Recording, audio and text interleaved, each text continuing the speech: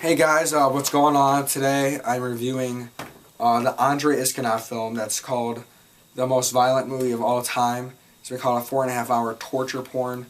And today I will be talking about the infamous philosophy of a knife. I'm going to pick this up off Amazon for like $10. So this is really easy to come by, even like $5 or less of individual sellers. This film is basically a retelling of the atrocities that happened at Unit 731 during World War II.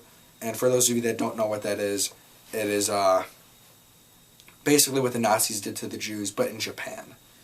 And these guys might have been worse, as in like theirs was more medical experiments than just like work camps, because I think they actually did have a purpose, but they were extremely cruel and stuff, like surgery with no anesthesia.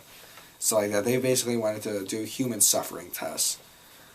And as for this being constant violence, I'd have to highly disagree.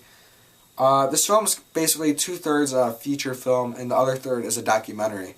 And a lot of that is actually talking to an eyewitness that was there during the experiments. And those are my favorite scenes in the movie, not the gore, but talking to this witness, because it was very interesting. But it's like an hour of documentary, and then it goes into the film more, but it cuts in between, which I thought was stupid. They should have done one documentary and one feature film. But so yeah, there's not 4.5 hours of torture, so that brings it down to like 3.5. Yet again, there's more documentary stuff, so take away 45 minutes, it's 2 hours and 45 minutes now. And a lot of the scenes in the movie are actually just the camera staring at the building while the snow is falling down. Some of those scenes last like 5 minutes at a time. So what we're looking at is roughly about like 2 hours of pure torture. That's still a lot. There's probably even more than that. I'm not giving this film too much credit. But these scenes are very graphic and prolonged. Yeah, they really give you the horror that happened at this place. What I found to be terrible about this movie, absolutely terrible, the reason why this film isn't so shocking as, say, a Serbian film is because the gore effects are some of the worst I've ever seen in a film like this. They are horrible. The blood looks like water. A lot of the effects just look like they were like funny. I mean, this film is about something horrible that happened in real life, and they kind of have a better gore effects team. I find that to be terrible, almost offensive in itself. They didn't give these crimes credit as being horrifying by having such horrible gore effects. But anyway, the scenes are still very hard to watch, I'd say.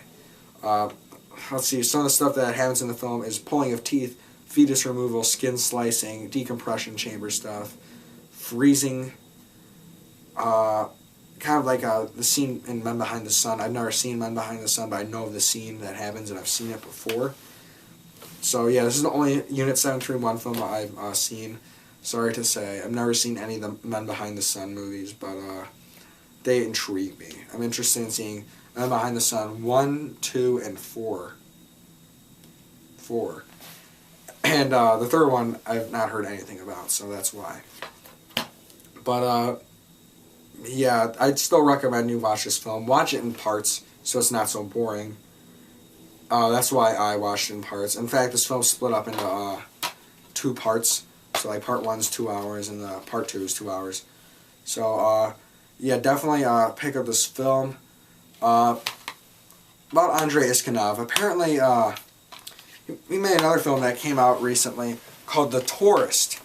Apparently this film is supposed to be extremely shocking and like just grotesque. And if anybody's seen this film or know anything about it, please comment. I beg of you to please comment, because this film is very intriguing to me. And apparently there's another film that he just made called Transgression. And I really don't know anything about that film.